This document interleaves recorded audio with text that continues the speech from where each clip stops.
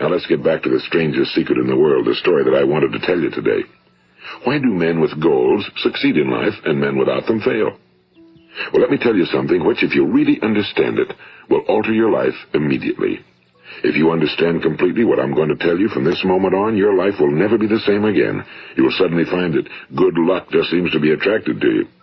The things you want just seem to fall in line, and from now on you won't have the problems, the worries, the gnawing lump of anxiety that perhaps you've experienced before. Doubt, fear, well, they'll be things of the past.